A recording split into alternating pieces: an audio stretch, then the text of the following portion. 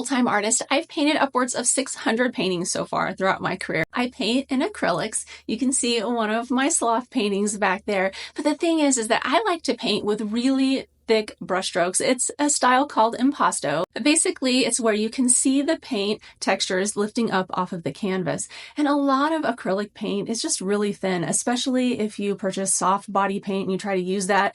It's very difficult without mixing that with mediums to use it for an impasto technique. Also, another problem with acrylic paint is that it dries really quickly. So in this video, I'm going to share with you 2 acrylic mediums that'll help you address these problems and will give your acrylic paint more of the qualities of oil paint. The first is Liquitex Slow Dry Blending Gel. This stuff is awesome. You can mix it with your acrylic paint and you can paint with it for a lot longer on your canvas without it drying out. Now, I don't use this very often. It's not my favorite medium. This next one I'm going to show you I use with every painting. This medium is Golden Heavy Gel Gloss. You can also get the Liquitex version, which is this one, which is their gloss super heavy gel. The Liquitex and the Golden are very similar in their qualities, but I like the Golden just a little bit more. I think the consistency is just a tad bit more buttery. I use the heavy gloss gel medium a lot more often than I would use the slow dry medium because honestly, I like my paint to dry quickly. I've adapted to it over time as an acrylic painter, and it's something that I utilize in my process. So I really don't want to be painting wet on wet for hours at a time.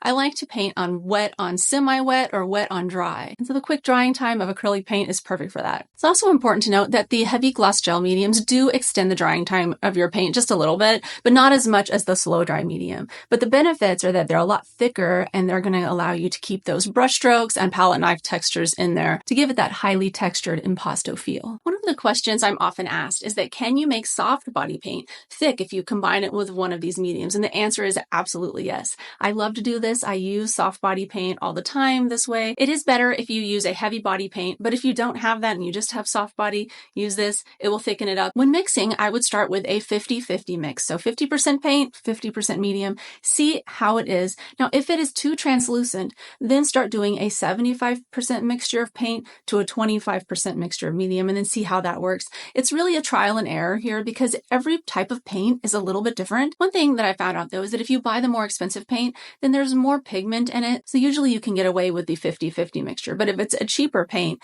then you probably need to go with 75-25. As a little bonus, if you want to have so much texture, like more texture than the heavy gloss gel medium, you can also use flexible modeling paste.